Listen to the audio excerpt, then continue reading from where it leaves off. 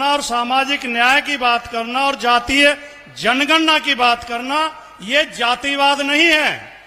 जातिवाद को हम भी एक बुराई मानते हैं, समाजवादी भी हमेशा से जातिवाद को बुराई मानते रहे हैं।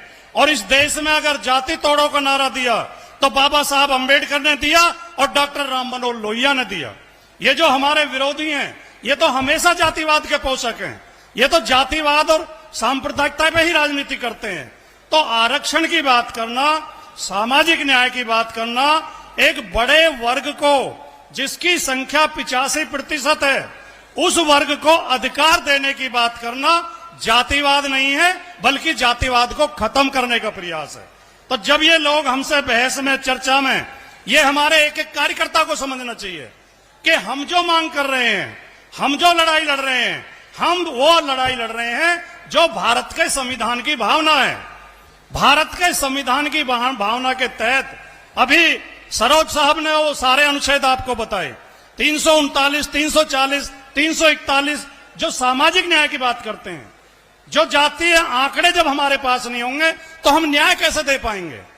तो एक तो हमें ये बात समझनी चाहिए।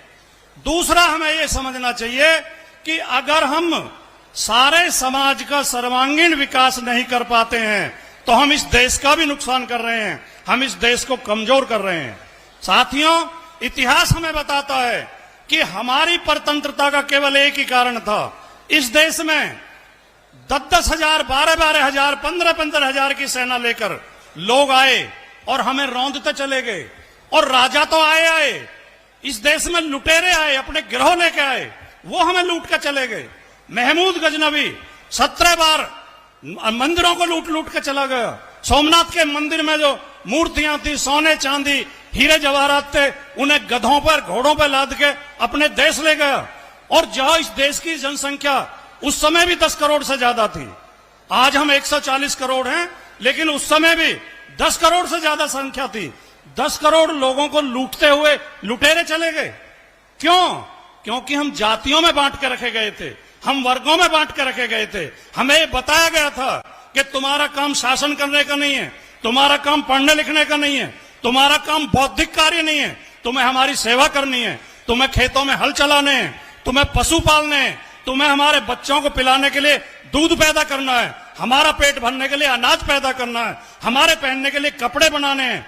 और जब निर्णय लेने की बात आएगी तो बुद्धि के निर्णय हम लेंगे, शासन के निर्णय हम लेंगे। इस व्यवस्था को जितनी जल्दी मिटा दिया जाएगा, जितनी जल्दी इस देश की सत्ता में सारे 140 करोड़ भारतीयों की भागीदारी हो जाएगी, तभी ये देश मजबूत होगा। अगर आज भी आप अधिकांश लोगों का, बहुजन समाज का शोषण करोगे तो ये देश दोबारा गुलाम होगा।